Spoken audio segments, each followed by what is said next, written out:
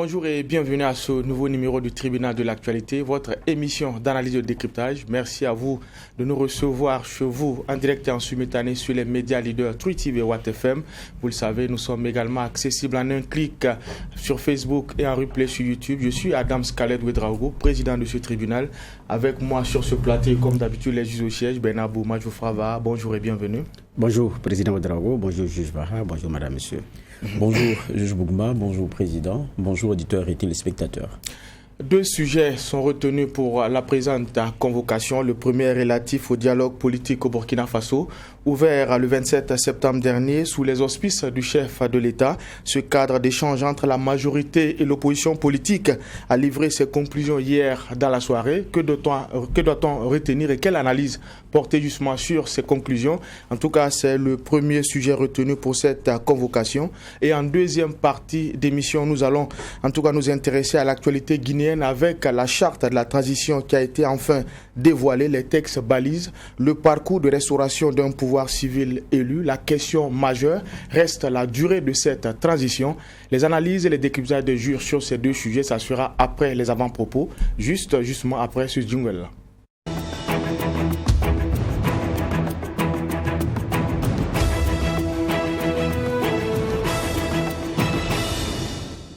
Et pour cette première partie, nous allons donner la parole au doyen des juges. Juge, voilà, qu'est-ce qui a retenu votre attention pour cette convocation?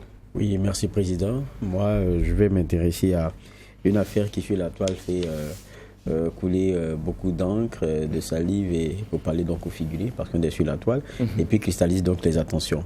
C'est l'affaire de la villa de notre champion Aaron Bibi, champion en loft-lift, comme log-lift, je ne sais pas comment il dit ça très bien, et donc il est entré avec un nouveau record, et comme les athlètes avant lui, ils ont reçu donc la reconnaissance de nos autorités, la reconnaissance du Burkina entier. Et cela s'est traduit aussi par des biens donc, qui ont été offerts. On parle d'une villa. Maintenant, le problème à la réception, on parle d'une villa de 30 millions, postée donc sur, je pense, la page du ministère des Sports. Et après, il y a la polémique, puisque pour ce qui est de l'entreprise qui aurait exécuté donc, ce marché, donc quand on regarde derrière, il y a donc une entreprise qui a fait ces villas-là, il y a un spot qui passe et la même villa, elle coûte moitié prix, mais à certaines précisions, c'est que les finitions ne sont pas les mêmes. Donc il y a tout un débat aujourd'hui sur ce que devrait avoir coûté clairement la villa. J'en souris, mais moi ce qui m'intéresse ici, c'est pas la polémique même en elle-même. Si certains pensent que d'autres en font trop, il faudrait comprendre que c'est des deniers publics, c'est l'argent de tout le monde. Ce n'est pas parce qu'un régime est content qu'il a décidé de donner à quelqu'un, mais ce n'est pas parce qu'un privé est content qu'il a décidé de donner à quelqu'un. Non, c'est l'argent de tout le monde. Et il faut accepter qu'il y ait des Burkinabés qui soient à se poser des questions, qui soient regardants et se dire, est-ce qu'on n'est pas retombé dans des pratiques qu'on connaît habituellement, où on est dans des surfacturations, on est dans du surcoût. C'est ces questions-là qui se posent. Et quand c'est comme ça, il faut apporter des éléments de réponse qui puissent peut-être apaiser ou bien qui puissent permettre de convaincre les uns et les autres. Même si on sait aussi qu'il y a des irréductibles, il y a des gens qu'on ne peut pas convaincre sur certains sujets. Mais je dis que ce qu'il faut louer ici, c'est cela. C'est-à-dire qu'il y a un Burkina aujourd'hui où on ne veut pas laisser les choses se faire comme d'habitude. Où on se dit, bon écoutez, vous savez, il y a d'autres, sous d'autres cieux, ça serait passé, les gens diraient, laissez-les, c'est leur occasion aussi d'avoir un peu. Non, au Burkina, ça ne se passe pas comme ça. C'est l'argent de tout le monde. On veut être sûr que ce qu'on a vu dans le spot et les prix qui ont été avancés, et ce qu'on a aujourd'hui, les explications tiennent et que cette valeur-là, je pense que c'est ce que les uns et les autres sont en train de défendre ici. Et je me rappelle aussi du propos du ministre qui disait, lorsque Aaron Bibi était déjà arrivé à l'aéroport, il y avait l'accueil, nos journalistes y étaient et tout. Mais le ministre a dit quoi? Il faudrait que ce que la main gauche donne, la main droite ne sache pas. Mais le problème, c'est que main gauche et puis main droite, là, c'est l'État. Et quand c'est l'argent de l'État, il n'y a pas à faire des mains gauches. Ce que la main gauche donne, la main droite ne doit pas savoir. On doit savoir. Parce que ce n'est pas votre argent, c'est l'argent de tout le monde. Quand il y a quelque chose qui a été fait à l'endroit d'un fils du pays qui est revenu et qui a porté haut notre drapeau, ça doit être su. Il faut de la transparence et de la traçabilité. Oui. Il faut de la transparence. Et je pense que dans la polémique qu'il y a aujourd'hui, c'est cette soif de transparence et puis cette envie que les choses se fassent de façon claire. Et ça, c'est important que les uns et les autres se le tiennent pour dit. Ils sont partis, il n'y avait pas de promesse avant. Quand ils sont revenus, c'est parce qu'ils ont eu des lauriers qu'on se décide qu'à un moment donné, il faut faire quelque chose. Mais quand ça doit être fait dans la transparence. Ce n'est pas dans une caisse noire, vous prenez pour aller faire cela. C'est l'argent de l'État. Donc, il faudrait qu'on soit clair là-dessus. Il faut de la transparence sur ce sujet-là. Et je pense que le message devrait être entendu comme ça. Il ne faudrait pas que certains se disent que, bon, il y en a qui cherchent toujours des pouces sur des crânes rasés. En tout cas, si c'était si rasé que ça, je ne pense pas qu'on irait à y chercher. C'est parce que tout part aussi d'une pub qui revient dans la mémoire des gens qu'il y a des questions qui se posent. Voilà. Merci. C'était mon avant-propos. Juge Bougma. Mon avant-propos va concerner la sortie du syndicat au niveau des BTP, qui ont dénoncé un certain nombre de pratiques dans le domaine, qui viennent également enfoncer le clou de l'interview que M. Dembélé avait accordée au journal en ligne Libre Info, et qui pointait du doigt des irrégularités également sur un chantier à Gawa, donc l'université de Gawa, où là également, si l'on se fie aux propos de ce contrôleur qui a d'ailleurs abandonné le chantier sous la pression des uns et des autres, il est à craindre également un effondrement là-bas. Bon, même si, comme on appelle ça, ça va être maintenant ou après, en tout cas, on craindra la qualité de l'infrastructure, sur la qualité de l'infrastructure, au risque des irrégularités qu'il pointe du doigt par rapport à la qualité des matériaux, par rapport au dosage et ce qui s'est passé. Et donc, à la question de savoir est-ce qu'en haut lieu, l'information est portée, il a été formel, le ministre Alkassou Maïga est au courant que les dosages ne sont pas faits dans les règles de l'art et que ça ne va pas. Il dit que le message est parvenu. Donc, et à l'issue d'une rencontre, beaucoup de choses avaient dites. Les élus locaux ont visité le chantier et n'étaient pas contents. Les autorités de la localité ont défilé sur le chantier et les uns et les autres ont trouvé à redire. Alors, j'ai dit que c'est suffisamment grave les propos de M. Dembélé qui incriminent le ministre des Enseignements parce qu'il dit qu'il est au courant que ça ne va pas. Et lui, il a été certainement viré du chantier compte tenu de la rigueur qu'il voulait parce qu'il y en a même certains cadres du ministère en connexion avec l'entreprise, selon ce qu'il dit, qui ont mis de la pression, comme si il faut mettre de la pression, laisse passer le chantier. C'est comme si le travail de contrôle qu'il était en train de faire, c'était aussi pour freiner le chantier. Donc, c'est ça la réalité, puisque le contrôleur est au début et à la fin du chantier. Et la qualité du contrôle garantira la qualité de l'entreprise. Et ça, ce n'est pas... Et c'est clair et tout le monde le dit. Pour peu que vous entamiez même votre propre chantier, vous y veillez jour et nuit. Si vous n'avez pas le temps, vous trouvez quelqu'un qui a votre œil et votre oreille sur le chantier. Pour éviter le bradage, pour éviter qu'on ne vende vos matériaux et le ciment est mal dosé. Le ciment. Donc les autres sont regardants là-dessus. Quand la coopération japonaise a financé la construction des écoles au Burkina, on a vu ce qui s'est passé. Des entreprises ont essayé de dribbler, elles ont fait les frais. Le contrôleur, il arrive, il ne discute pas avec quelqu'un, il a son matériel de contrôle, c'est devant vous, c'est transparent. C'est ça ou ce n'est pas ça. Le fer, il est de bonne qualité, c'est ça ou ce n'est pas ça. Est-ce que les dimensions, si c'est un fer de 8, il peut venir avec un fer de 6, il vient avec son appareil, c'est devant vous. Si vous contestez, vous venez également avec votre appareil. Donc, je dis bien, le contrôleur est au début et à la fin. Nous sommes également rentrés dans le registre des PPP, partenariat public-privé. Et donc là aussi, si le contrôle n'est pas rigoureux, les gens viendront avec beaucoup d'argent, mettre des infrastructures. Le temps qu'ils ont engrangé leurs sous, le bâtiment commence à s'écrouler. Ou bien l'infrastructure commence à se dégrader. Donc, le contrôle est très, très important. J'espère que ce qu'il dit dans l'interview, tout n'est pas vrai. Et que le ministre n'est pas au courant. Parce que si le ministre est vraiment au courant, dans ces conditions, je dis bien c'est très grave. Je dis je l'espère bien. Parce que c'est des étudiants qui vont dans ce bâtiment. Même si ce n'est pas des étudiants, c'est des êtres humains qui vont y aller. Quel que soit ce qu'il y a, il n'y a pas de raison que des gens veulent gagner plus et prennent ces risques-là, qui vont nous retomber là-dessus dans quelques années. C'est ça aussi. J'ai dit dans le Boulkemde, il y a une école qui a été construite dans une mairie qui n'a pas été réceptionnée. Pour une école communale qui n'a pas été réceptionnée parce que le bâtiment n'est pas bon. Heureusement que le maire, c'est un du BTP et il connaît la qualité des ouvrages. Il dit, je ne réceptionne pas ça. C'est resté comme ça. Personne n'entre là. Quand vous regardez le bâtiment, vous regardez les finitions, il y a quelque chose qui ne va pas. Donc, je dis, j'espère bien Parce que ce qu'il dit est très grave, que le ministre Alkassou Maïga n'est pas au courant.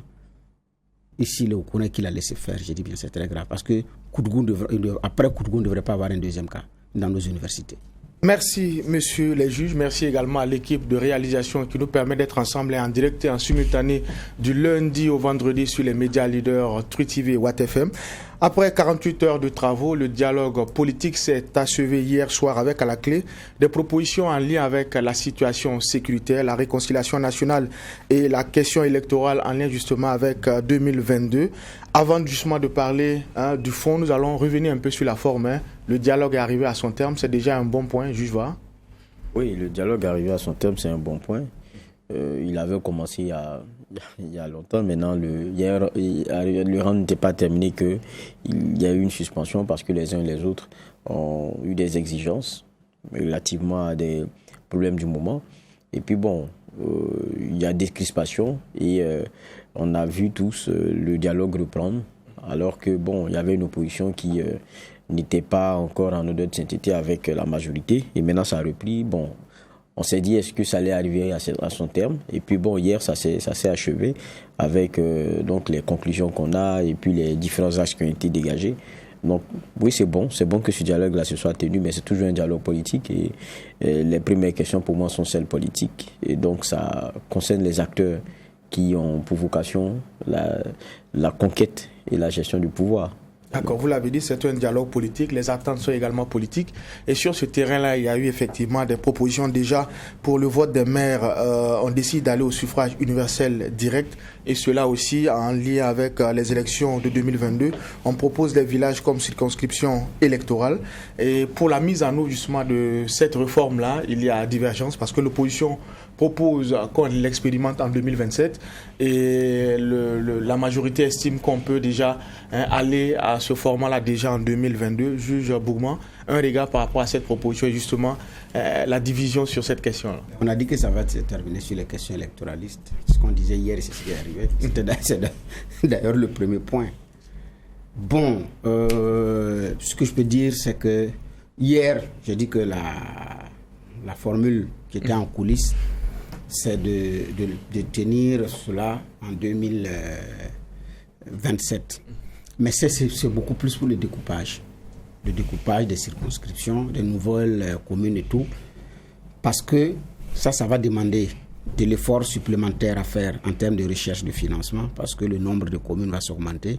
Ça va augmenter en même temps le nombre en termes de logistique, en termes de ressources humaines pour la surveillance du processus, en termes de nouveaux démembrements de la CENI à créer à l'échelle locale et en termes de ça va demander encore beaucoup d'argent par rapport à ce qui est prévu. Alors, est-ce que face à ce qu'on a comme situation aujourd'hui, chercher encore à mobiliser de l'argent pour cela alors qu'on peut attendre 2027, espérant que ça aille mieux?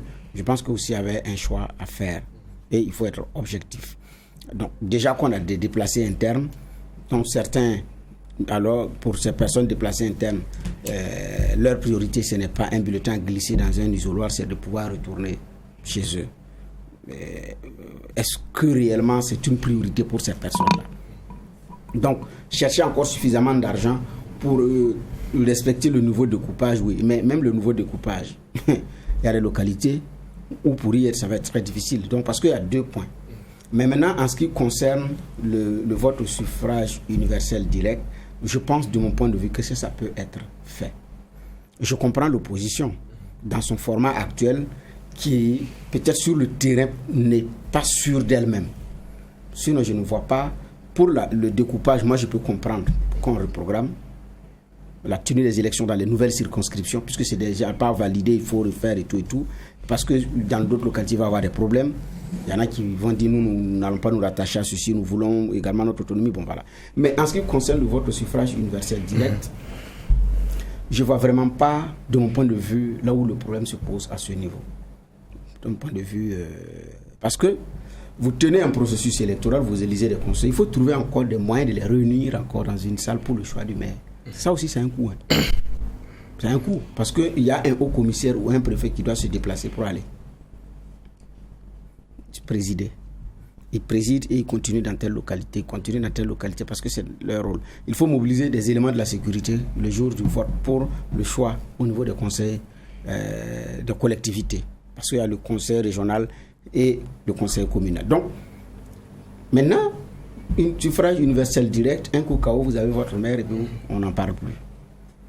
Donc l'économie de après d'abord aller élire le maire, revenir encore pour son installation officielle. Il y a plusieurs déplacements. Puisqu'après encore il y a 3 étapes. Les citoyens vont voter, les conseillers municipaux vont voter le maire, et puis le préfet ou le haut-commissaire va revenir encore l'installer en fonction de ça. Bon. Toute cette installation, il faut chercher des parrains pour. Donc il y a 3 temps. Alors que là on aura 2 temps. Le maire est voté. C'est le jour de la passation de service et puis il prend fonction. Le reste là, c'est... Maintenant, s'il veut organiser ça en grandeur nature, c'est sa liberté. Maintenant, que l'opposition veut qu'on tienne ça en 2027, personnellement, c'est mon point de vue. Parce que je fais partie de ceux qui ont toujours revendiqué le vote au suffrage universel direct. Je l'assume et j'ai dit, moi, Bougma, je ne vote pas pour le maire. Ça, moi, je ne cache pas ça. Je ne dis pas à quelqu'un de ne pas aller voter. Pour la simple raison que mon choix final ne compte pas. Parce que je vote quelqu'un qui appartient à un parti, qui va aller voter quelqu'un comme maire, que peut-être moi, quand je regarde, peut-être qu'il n'a pas les capacités. Et puis je ne suis pas en devoir de lui demander des comptes. Je ne peux pas lui demander des comptes. Parce qu'il ne vient pas avec un programme sur la main. Je ne peux pas l'évaluer. Vous demandez qui va être le maire, on dit que c'est parmi les conseillers. Les conseillers votent quelqu'un qui va maintenant revenir s'asseoir, commencer à rédiger un plan. Et la mise en œuvre va commencer comment on appelle ça, N+2 de son élection. Il n'aura que 2 ans pour travailler. Et la dernière année, on utilise encore pour battre campagne. Il n'a que 2 ans pour travailler. La première année, c'est les installations, les mises en forme, ceci ou cela. Et les mairies qui ont des problèmes, il faut trouver encore une autre date pour reprendre les élections. Le processus est long.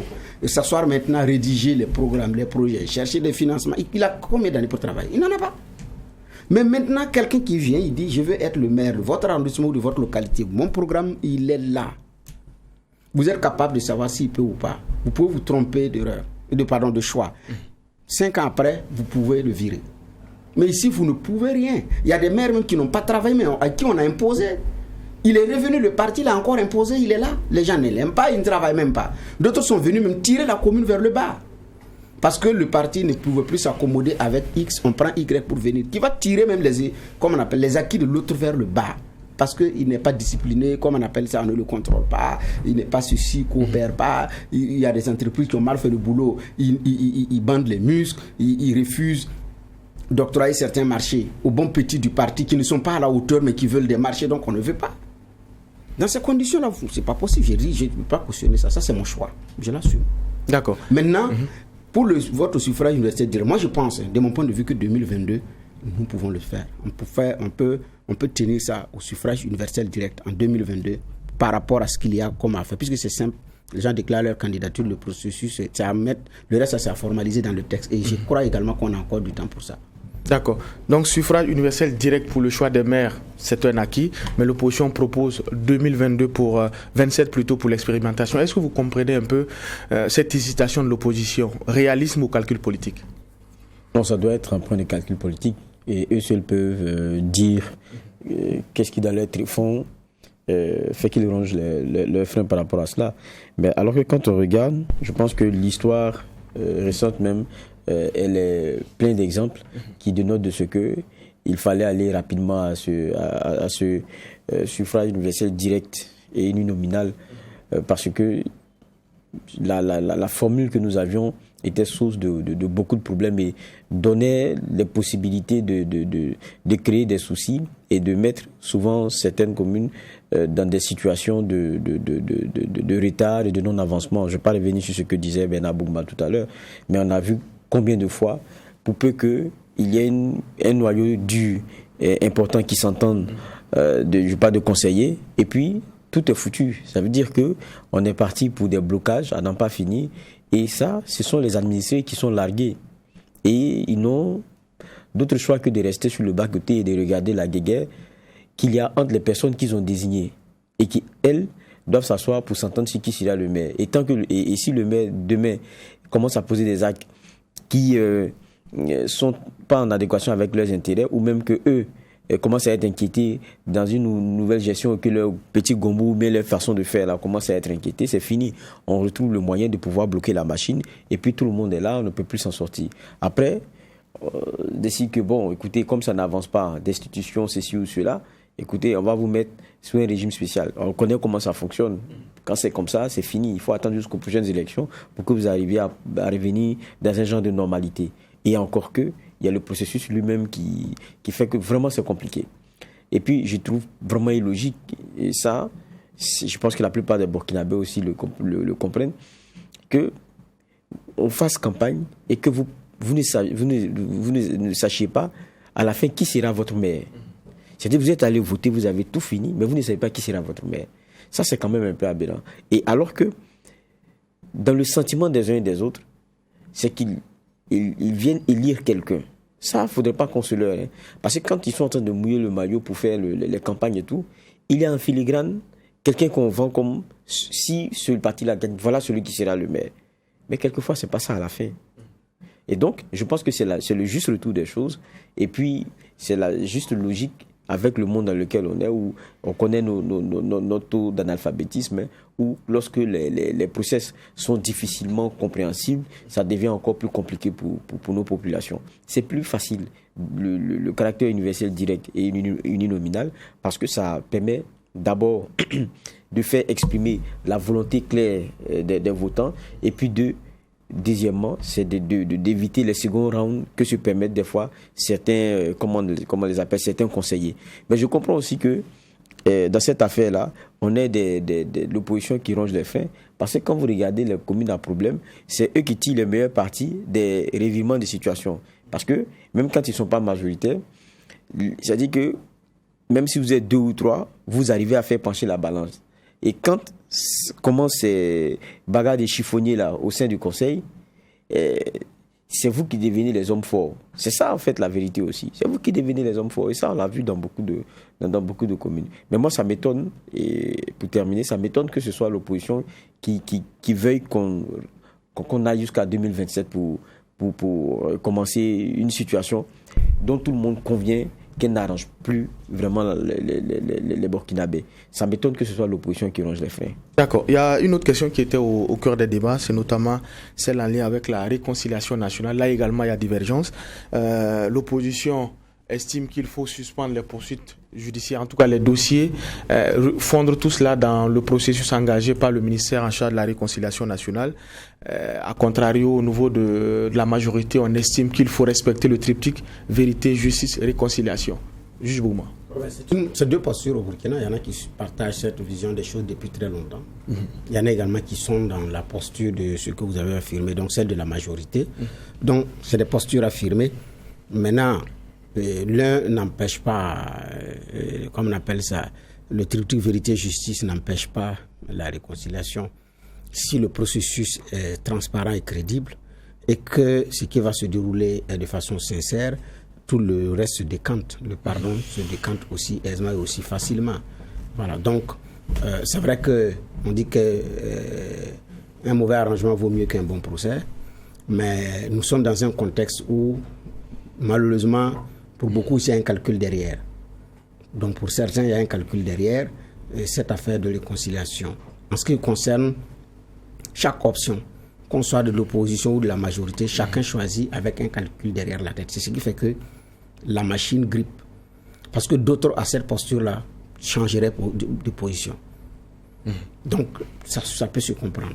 J'ai dit aussi qu'on a politisé le processus depuis très longtemps et ça n'a pas porté fruit. Depuis Blaise Compaoré, à travers sa journée de réconciliation, qui était d'ailleurs fériée, on a oublié ça après l'insurrection.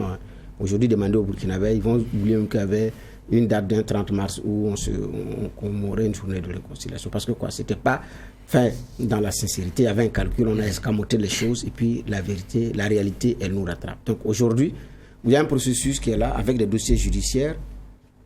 Il y a aussi un processus dans le cadre de la réconciliation, mais il y a aussi un forum où c'est une assise sur la réconciliation qui va arriver.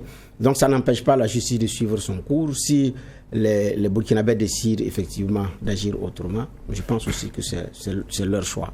Donc en attendant sur cette question aussi, les uns et les autres ne pourront pas toujours s'accorder sur ces questions-là. Mais il y a aussi urgence que certains dossiers, de mon point de vue, soient vidés. Parce que si le dossier est vidé, en même temps, il règle certains problèmes. Mais s'il n'est pas vidé aussi, il tient des gens en laisse qui ne peuvent pas faire certaines choses, alors que le dossier, il est là, il ne bouge pas. Donc, c'est ça aussi. Mais comme le temps de la justice n'est pas le temps des hommes, c'est ce qui est toujours dit, mais voilà, quoi. Donc, chacun a sa posture, et puis là, mais ils disent que les points non consensuels seront, voilà, ne seront pas retenus. Donc, peut-être que c'est fait aussi à dessein, comme le premier point sur les questions électorales. Peut-être que c'est fait aussi à dessein. Bon, comme on ne s'entend pas, on garde l'ancienne formule et puis passer à autre chose, quoi. Sinon, alors maintenant, s'il faut fondre tout ça, comment est-ce qu'on met le processus en place? Il faut partir de quoi? Le H-Kroun était venu pour nous. Moi, je pensais que le H-Kroun allait nous proposer des schémas de choix dans ces conditions-là. Elle a fini ses 5 ans sans effectivement pouvoir nous dire clairement qu'est-ce qu'elle entend par. Voilà. Il y a des dossiers qui ont été apurés, qui ont été vidés. Maintenant, le processus réellement pour aller à l'unité, à la réconciliation nationale, comme c'est mentionné dans sa dénomination, H-Kroun, en tout cas, j'ai rêvé d'avoir un schéma de concert avec l'ensemble des Burkinabés. Jusqu'à ce qu'on ait un ministre, sans qu'on ait eu le schéma. Donc, qui a aussi proposé maintenant son schéma. Il y a des assises qui vont venir et puis il y aura le grand rendez-vous national. Peut-être que le vrai schéma va se dessiner à partir de ce moment-là pour dire, bon, compte tenu du fait que c'est un passé qu'on assume, on a un avenir, un président à assumer, un avenir à bâtir. À partir de ce moment, on propose cela, et puis bon, on passe à autre chose, quoi. D'accord. Alors, juge va, excusez, Bernard l'a dit, la destination est connue, c'est réconcilier tous les Burkinabés. Maintenant, c'est quelle trajectoire il faut prendre. Je l'ai dit tantôt, au niveau de la majorité, il faut justement privilégier le triptyque vérité, justice et réconciliation. On estime au niveau de l'opposition que engager non seulement le processus, annoncer un forum de la réconciliation nationale et à côté faire planer la question judiciaire peut-être compliquer un peu la procédure. Est-ce également votre avis? Est-ce qu'on ne peut pas comprendre un peu la crainte de l'opposition? Non, la vérité c'est que, moi j'ai toujours dit, les hommes politiques, ils ont leur langage à eux. Maintenant le problème c'est que nous n'avons pas souvent leur décodeur. Sinon ils se comprennent. Vous dites triptyque, vérité, justice, réconciliation. Mais dès qu'on a commencé là, c'est pas la réconciliation qu'on a mis en avant, ça ne vous surprend pas. Mais même ceux qui mettent la réconciliation en avant, parce qu'il y a un ministère plein qui est dévolu à cela. Donc, ceux qui mettent la réconciliation en avant, c'est bizarre que ils nous disent qu'il faut justice et vérité d'abord. Mais en même temps, quand vous écoutez, le président prend l'engagement aussi de faire venir les personnes, on va dire comme ça, qui cristallisent toutes les attentions pour les questions de réconciliation. Je prends les cas les plus emblématiques, c'est Blaise Compaoré, et puis peut-être on dira, parlant d'ancien président, de Zida. Mais si vous faites venir l'ancien président Blaise Compaoré, vous direz quoi? On va finir de discuter du forum là, et puis après on va voir comment on va parler justice, ou bien dès qu'il met les pieds, il y a une justice parce qu'il y a une indépendance, il y a une justice qui l'arrête à l'aéroport, parce qu'il doit répondre de certains faits devant la justice. Confucius disait, si on veut être dans le plan strict des choses, il dit rendez le bien au bien et la justice au mal. À un moment donné, n'oublions pas aussi que pour certains faits dont nous parlons, il y a des parents de victimes, il y a des gens qui attendent de voir la vérité sur un certain nombre d'éléments. À cela, vous direz quoi? Donc, je dis, le politique, il a son discours. Maintenant, n'oubliez pas, il y avait Pierre, je sais qu'il disait aussi que si la justice existe, son lieu de prédilection, c'est pas la terre. Mais moi, je dirais même que c'est pas une affaire de c'est pas la terre, mais il faut pas aller chercher ça parmi les politiques. Parce que sur l'autel de leurs intérêts et sur l'autel de leur rapprochement, tout peut être sacrifié.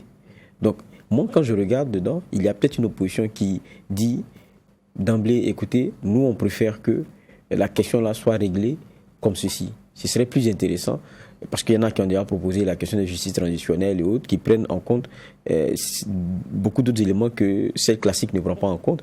En fait, il y a beaucoup de modèles qui sont proposés.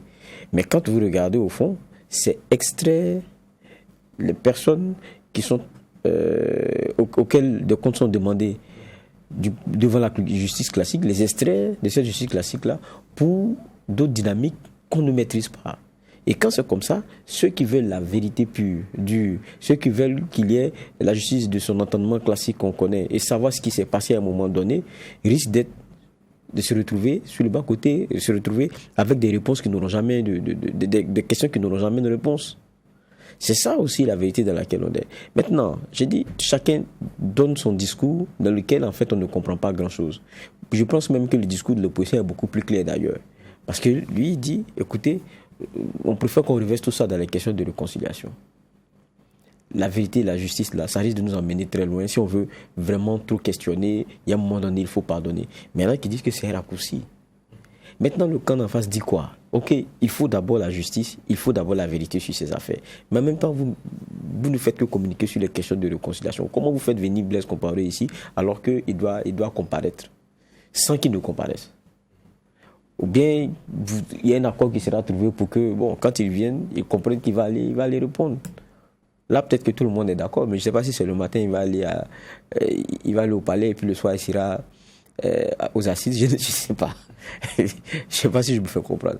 Mais peut-être qu'on peut réconcilier ces dynamiques-là. Mais nous, quand on regarde, on ne lit pas clairement dans leur jeu. On attend de voir quelle forme tout ça, là, ça va prendre. Même les retours, il y avait des délais qui avaient été donnés. Lesquels délais jusqu'à aujourd'hui ne sont pas... en tout cas, des faits qu'on a, les personnes concernées sont encore dehors. C'est clair que le Burkina a besoin de se parler. C'est clair que les Burkinabés ont besoin de se rapprocher. Mais quand on dit cela, moi, ce que je vois, ça ne doit pas être l'affaire de personne. C'est-à-dire, on a l'impression que quand on dit réconciliation, il faut citer 2, 3, 4, 5 noms au Burkina, et puis c'est fini. C'est sûr, on a réglé leur problème, donc on est réconcilié. Je pense que c'est là où, des fois, on se trompe. D'accord. Alors, quand on regarde de très près ces conclusions-là, il y a aussi eu des points consensuels. C'est notamment la question du financement des partis politiques. On propose une révision. Et dans ce cadre-là, il y a même la mise en place d'une commission qui a été annoncée pour réfléchir avant justement qu'on aille à la révision de la loi. Juge Bougma. Certainement, c'est pour garantir la transparence dans le financement des partis politiques, les sources de financement, la gestion et tout, parce qu'il y en a aussi qui disent qu'il faut plafonner, et sur cette question, même les partis politiques sont divisés. Il y en a également qui disent qu'il n'en est pas question, parce que c'est ceux qui n'ont pas les moyens qui veulent tirer la qualité de la campagne vers le bas, parce qu'une élection, c'est de l'argent. Ici ou ailleurs, c'est clair, s'il y a une manne financière, si vous ne l'avez pas, il ne faut pas rêver. À moins d'aller juste pour faire du faire-valoir, quoi. Parce que c'est un temps de regroupement, c'est un temps où vous allez beaucoup bouger, donc ça demande des moyens. Maintenant, jusqu'à quelle hauteur on peut accepter en termes de financement des campagnes? Comment est-ce qu'on le fait? Vous êtes un opérateur économique, vous regardez les candidats, vous divisez, dit bon, je donne lui là, comme c'est le favori, lui va prendre 5 millions, lui là, bon, je ne suis pas trop sûr, mais on lui veut lui donner 50 millions. Les opérateurs économiques regardent, ils financent partout. Il y a d'autres même qui se cachent, donner, puis ils disent, il faut même un coup de fil pour dire merci, il ne faut pas le faire. Donc, il y a un proche du vieux, Feu Oumarou Kanazoui, qui le dit, le vieux, il donnait l'argent à tout le monde. Mais il dit pas, il dit, bon, écoute, il va aller, il trouve quelqu'un, voilà, il va remettre l'argent à tel pour sa campagne. Dis-lui que c'est moi. Mais il faut lui dire, même au téléphone pour dire merci, il n'a qu'à laisser. Le merci là, il n'a qu'à te dire, c'est bon. Je ne fais pas de problème. Donc, comment est-ce qu'on peut surveiller ce genre de mouvement? Parce que il n'y a pas de traçabilité. Ça ne passe pas par un compte bancaire, ça ne passe pas par un transfert de téléphonie mobile. C'est du main à main et c'est du cash. Et donc, c'est quelqu'un qu'on envoie comme un agent de liaison qui part, un inconnu qui vous appelle, qui dit qu'il veut vous voir parce qu'il a une copie, qui vous remonte ça, et puis c'est fini. Donc, il y a tout ça également à surveiller. Pour le moment, ce qui est mis comme mécanisme, vous avez un délai pour justifier l'usage de l'argent que l'État vous a donné pour barre campagne. Si vous ne respectez pas les délais, vous n'avez plus, voilà, vous ne gagnez plus. Avec des pièces claires. Donc, il y en a qui prennent l'argent, qui ne tiennent même pas les meetings et qui disent qu'ils font du porte-à-porte. Mais après, qui ont des reçus. Et puis, ils justifient. On ne sait pas par quelle acrobatie, mais il y en a effectivement qui arrivent à le faire. Il y a aussi le pourcentage à avoir. Donc, en ce qui concerne le financement, c'est aussi une exigence de certains partenaires techniques et financiers et de certaines organisations de la société civile. Maintenant, sur ça va pencher vers où? Mais vous prenez à l'échelle internationale, la question du financement a toujours occupé le débat public. La question du financement a toujours occupé le débat public. Alors, j'ai une capacité de mobilisation de l'argent à toute épreuve, comme Obama l'avait réussi en son temps. Et maintenant que des particuliers me donnent l'argent, voilà, bon, c'est des gens qui m'ont donné. Alors, est-ce que dans ces conditions, je suis tenu aussi de limiter mes dépenses à tel montant? Si j'ai l'argent de façon transparente, c'est-à-dire j'ai même ma stratégie de mobilisation de ressources, effectivement les uns et les autres viennent donner, on peut également contrôler la chaîne de ceux qui sont venus. Est-ce que ce sont des délinquants? Est-ce que c'est de l'argent de la drogue? Est-ce que c'est de l'argent d'autres réseaux lugubres qu'il a utilisé pour venir me donner? Toutes ces choses-là sont traçables. Et c'est clair que c'est sur son patrimoine, c'est sur ses gains, il paye son fisc et tout. Et puis c'est lui qui est venu donner tel magot, lui il a donné tel. À la fin, on a beaucoup d'argent. Alors, plafonnement ou contrôle des circuits de financement.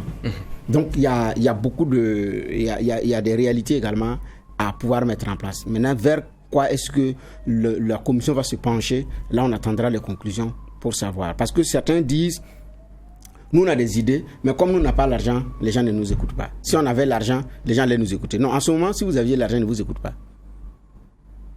Ils n'écoutent pas. Qui a été élu sur la base de son programme? Quand on regarde les programmes, il y a des programmes qui sont très bien en termes de propositions. Au Burkina, qui a été élu sur la base de son programme. Donc, il dit c'est parce qu'il a plus d'argent qu'il a gagné. Donc, c'est-à-dire c'est pas sur la base de son programme. Donc, ça veut dire que vous, même si vous aviez de l'argent, vous allez faire en sorte qu'on vous élise, pas sur la base de votre programme, mais parce que vous aurez acheté les consciences. C'est ce que tous les hommes politiques nous disent. C'est parce que nous, on n'a pas l'argent qu'on n'a pas été élu. Sinon, notre programme, il est bien. Donc, les autres ont été élus, pas parce que leur programme est bien, mais parce qu'ils ont de l'argent. Donc, ça dit, si vous aviez de l'argent, ou si vous allez nous faire un programme bancal, vous venez nous faire élire, vous venez vous faire élire par nous, parce que vous allez faire de la corruption électorale, achat de conscience et tout. Donc, j'ai dit, est-ce que le travail de la commission, c'est réellement pour mettre en place un bon dispositif de surveillance? C'est vrai qu'il y a le scientifique déjà qui est là, qui a un gros boulot par rapport au contrôle, mais maintenant dans le processus électoral, les choses sont c'est tellement difficile de pouvoir contrôler les choses là que c'est très compliqué. Je prends un exemple pour finir. Mamadou Cabré, le président du Petit Lanaya, qui s'est plusieurs fois exprimé sur cette question, a dit quand il était député de la transition, les gens sont venus lui donner de l'argent. Il dit c'est parce que je suis député, voilà. Mais il ne peut pas dire les noms. Parce qu'il expose comment on appelle ça, un homme d'affaires. Donc, ça l'a aidé à battre campagne. Boukari Kaboré dit le lion et Raïs savent de quoi comment finance, voilà. Quand il a commis l'erreur de donner un chèque à monsieur pour sa caution, la suite on la connaît. Donc, comment est-ce qu'on contrôle tout cela? Ou bien il faut plafonner aussi les dépenses. Donc, il y a ces choses-là à voir. Mais bon, là, c'est tellement qu'on attendra les conclusions des travaux. Sinon, tous ces hommes politiques-là prennent de l'argent avec tous les opérateurs. Pas eux tous, mais en tout cas avec les opérateurs économiques. En tout cas, chaque opérateur économique, pendant la campagne, sait qu'il doit faire un geste vis-à-vis des candidats. D'accord. Alors, juge, c'est vrai que Bernard l'a rappelé, la question du financement des partis politiques a toujours été au cœur des débats. Sur ce plateau, certains acteurs politiques l'ont dit, les résultats des urnes dépendent du nombre de millions qu'on a injectés dans la campagne électorale. Alors on peut dire qu'à la lumière de ce qu'on a comme conclusion et la proposition de mettre en place une commission pour y réfléchir, c'est une grande avancée. Oui, c'est une avancée. Maintenant, ceux qui vont discuter de cela, c'est ceux-là même qui sont levés dans ce fruit-là. Selon juge est parti. Ah oui, 6 personnes, 3 de la majorité, 3 de l'opposition. On espère que les vrais problèmes seront posés parce qu'il parle aussi d'élargissement, la possibilité d'élargissement des bénéficiaires. Parce que quand on parle du financement de ces campagnes-là, il y a une équité qu'il faut pouvoir garantir à la fin. Maintenant, comment est-ce qu'on fait? Il y a beaucoup d'éléments sur lesquels il faut travailler. Parce qu'aujourd'hui, quand vous regardez, il y a la question du financement public. Et là, on connaît les sommes. Et puis, on sait que pour la présidentielle, il y a une cagnotte qui est partagée de façon arithmétique entre les différents candidats. Vous prenez la question des députations aussi. Je pense qu'il y a une question de prorata relativement aux listes et aux candidats qui sont en liste. Donc, il y a un calcul qui est bien fait. Maintenant, quand vous prenez pour ce qui est des personnes physiques ou morales, donc financement privé, vous allez vous rendre compte que là-bas, il y a 2 problèmes qui se posent. C'est la nature de celui qui donne sur lesquels, moi, il faut un encadrement. Et puis, je pense qu'au finish dans tout cela, parce qu'on ne peut pas, c'est difficile d'interdire à quelqu'un de prendre ce qu'on lui donne, ou bien d'interdire à quelqu'un de donner à quelqu'un d'autre. Vous comprenez un peu de quoi je parle. Mais ce sur quoi on peut travailler, c'est la rigueur dans le plafonnement des dépenses. Parce que tout ça va servir à quoi? À engager des dépenses pendant les campagnes. Donc, même si vous avez un trou plein et que vos dépenses sont plafonnées et rigoureusement, et qu'on regarde dedans rigoureusement, ça permet d'amoindrir l'impact de l'argent dans la stratification des résultats à la fin. C'est-à-dire que celui qui donne le plus est en haut, celui qui donne en second est au deuxième. C'est-à-dire qu'on a une stratification au regard de la claire façon dont les dépenses ont été faites et dont l'argent a été injecté. Si on veut éviter ça, il faut plafonner. Ça, c'est une réalité. Et puis, il faut bien regarder dans ceux qui donnent. Il faut qu'il y ait un encadrement par rapport à ça. Vous regardez, même sur la question de la nationalité, c'est-à-dire que ça peut venir de partout. Et vous regardez sur la question de collusion possible après. Parce que si vous permettez à des hommes d'affaires d'être proches et de pouvoir financer au maximum certains, quand ça va passer, soyez sûr que là, ce sera le lit d'une corruption. Parce qu'il y a un retour sur investissement qui sera, et il y a une faveur qui sera plus que logique. Donc, ça, c'est des choses qui doivent être encadrées. Maintenant, le problème, c'est que ceux qui vont décider, qui vont regarder dedans, c'est des acteurs eux-mêmes qui courent après l'argent à chaque fois qu'il y a la campagne. Et même quand tu as perdu et que tu as pu en avoir beaucoup à côté, c'est jamais mauvais. La perte n'est pas totale. Vous voyez un peu de quoi je parle. Donc, je veux dire qu'il faut bien regarder dedans. C'est clair qu'il y a beaucoup de situations dans lesquelles on peut s'inspirer, parce qu'on n'est pas le premier pays à avoir ce type de problème-là. Il y en a qui essaient d'encadrer ça au maximum. Quand vous voyez dans certains pays, il y en a qui, jusqu'à présent, ne font que payer pour leur mode de financement pendant les campagnes, ou bien pour les suspicions qu'il y a eu dans la façon d'arranger leurs comptes et essayer de cacher des dépenses qu'ils ont eu à faire, qui ne sont pas dans les carcans de ce que la loi prévoit. Et quand c'est comme ça, ça oblige les uns et les autres à avoir une certaine rigueur, et puis ça permet aussi de pouvoir, de pouvoir juguler un certain nombre d'éléments. Mais en même temps, nous, notre problème, c'est que on travaille à avoir des textes, mais lorsqu'on les a, on les applique moins. Regardez sur la question même du financement public. On a une Cour des comptes face à laquelle on doit montrer patte blanche après les élections, montrer de façon comptable quels sont les engagements financiers que nous avons eu à exécuter, qu'est-ce qu'on a fait de l'argent qui nous a été donné, l'argent du contribuable. La plupart de nos partis politiques, là, ce n'est pas forcément ce n'est pas leur priorité que de justifier les dépenses qu'ils ont eu à mener pendant les campagnes. Et puis, même cette cour-là, qu'est-ce qu'elle fait souvent? Elle nous donne le rapport d'irrégularité ou comment on appelle ça? De certains mauvais élèves, moutons-nous, on dira comme ça, mais c'est sans plus. Il n'y a pas... Voilà, il n'y a pas un bon fouet derrière. Donc, je veux dire que même ce qu'on a déjà, on n'arrive pas à pouvoir travailler à ce que ça impacte de façon bénéfique. Donc, travailler encore à se donner de nouveaux textes. Quand vous ne commencez pas par appliquer ce que vous avez de bon, je ne sais pas ce qui peut venir de bon que vous appliquerez encore. Merci, messieurs les juges. Alors, je vais retenir ce que Geoffroy Waal a dit. Souvent, nous n'avons pas forcément les mêmes clés de lecture que les acteurs politiques sur certains sujets.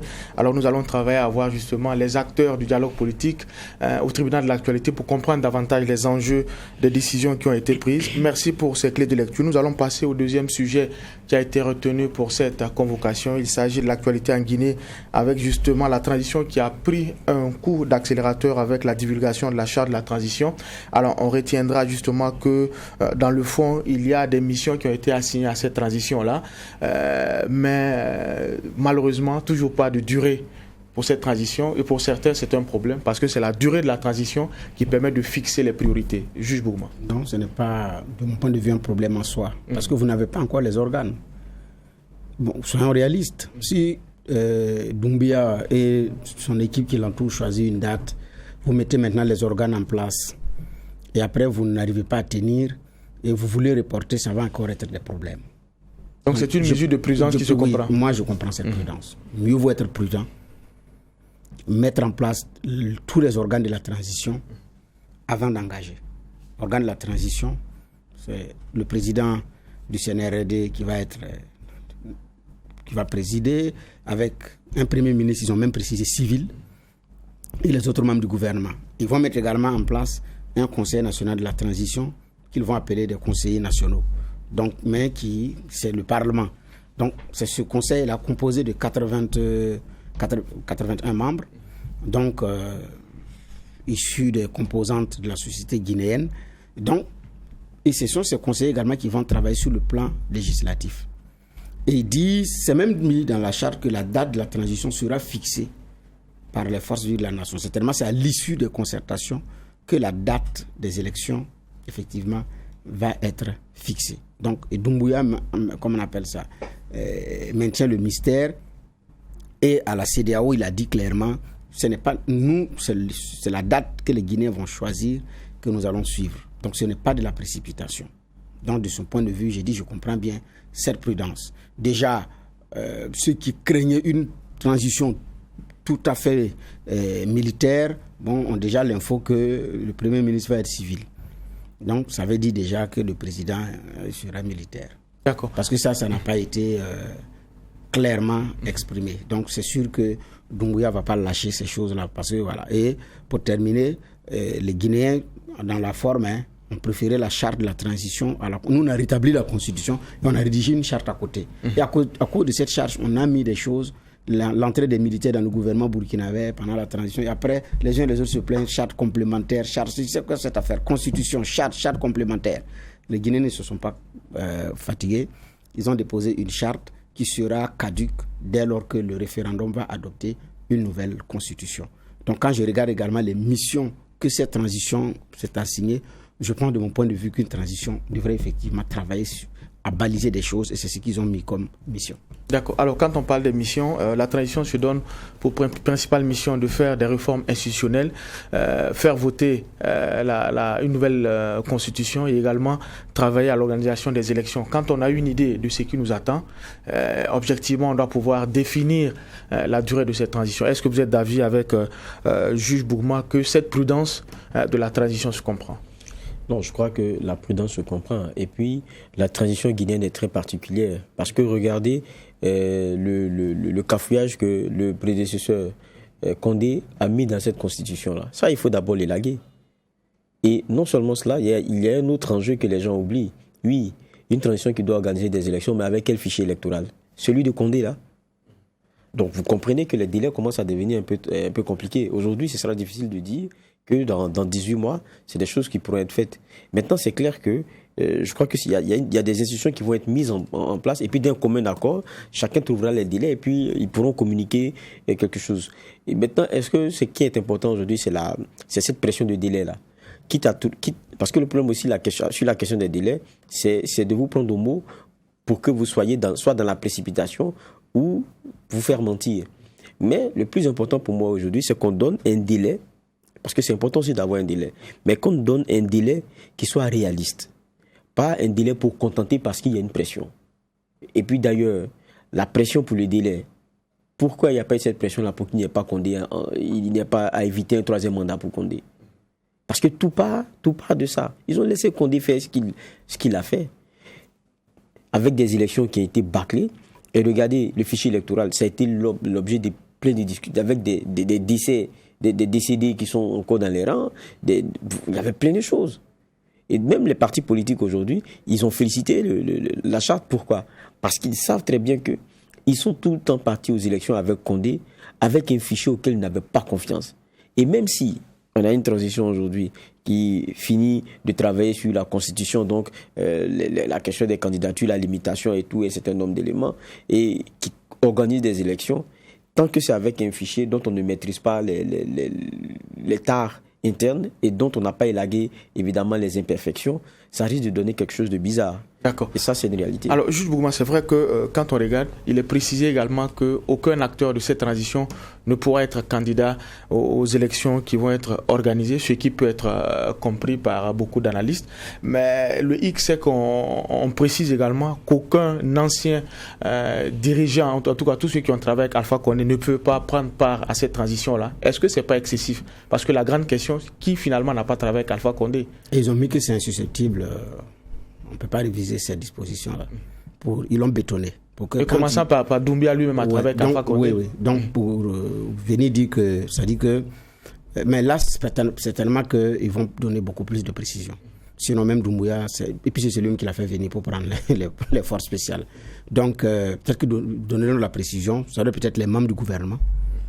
Les présidents d'institutions. Ouais, voilà, les présidents d'institutions, ceux qui ont siégé à l'Assemblée nationale, peut-être pour le compte du parti de Condé. Sinon, bon, s'il faut, comment on appelle ça, chercher, ça va être très difficile. J'ai dit à commencer par Doumbouya et tous les autres qui l'entourent. Voilà, parce que j'ai dit bien la force spéciale, c'est lui, c'est Condé qui l'a créé, qui l'a fait venir pour prendre le commandement et qui, en un temps record, lui a donné les galons qu'il a aussi. Donc même lui, si on veut rentrer dans le fond, ça va être comme au Burkina, quoi, qui n'a pas travaillé avec Compaoré. On va retomber dans les mêmes choses. Mais je pense que c'est ceux qui ont assumé des rangs premiers jusqu'à la fin de son mandat, je pense, de mon point de vue. Parce qu'il y en a également qui étaient avec lui, mais qui ont claqué la porte. Parmi eux, des ministres. Donc, il y a cette réalité, quoi. Donc, je pense que ça va être vraiment ceux qui étaient en avant-première des responsabilités, de mon point de vue. Une minute à Juge Va pour répondre à la dernière question. Alors, c'est vrai que beaucoup le disent, la qualité de la transition dépend de la qualité de la charte. Quand vous regardez un peu les dispositions qui ont été prises ou le dispositif mis en place à travers cette charte-là, est-ce que vous êtes optimiste? Bon, vous savez, en matière de gestion de la cité, là, l'optimisme, c'est pas trop ce qu'il faut mettre en avant, c'est qu'il faut à chacun à son niveau d'être vigilant et puis parce que c'est ensemble que les Guinéens vont réussir ou bien vont échouer pour ce qui est de cette transition-là. Ce n'est pas forcément la pression externe qui va changer les choses, mais c'est comment, parce que le pouvoir aussi il est enivrant, quoi qu'on dise, comment pour ces militaires-là, ils s'arrêtent au fil du temps à ne pas leur donner trop de largesse aussi.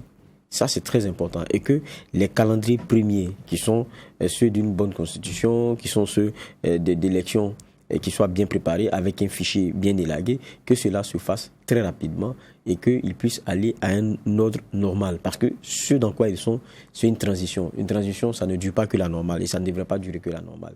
Je crois que c'est ça le plus important. Les questions d'optimisme ou de pessimisme, c'est des questions de foi. Et ça, on n'est pas à l'église. Ici, il faut travailler ensemble à réussir. Ce n'est pas une question d'avoir foi et que les choses vont se faire. Non, non, non. Ça doit se faire et se fabriquer ensemble. Et c'est les Guinéens qui le feront ensemble. Merci, monsieur les juges, pour vos différentes clés de lecture, des clés de lecture qui ont porté sur l'actualité nationale avec justement les conclusions du dialogue politique qui s'est achevé hier. Et on a également porté notre regard sur l'actualité en Guinée avec ce qui a été proposé comme charte de transition et ses enjeux. Une fois de plus, merci pour ces clés de lecture. On se donne rendez-vous demain pour la même mission, poser un regard critique sur l'actualité. Mais en attendant, restez fidèles au programme des médias leaders, Troy TV et Watt FM.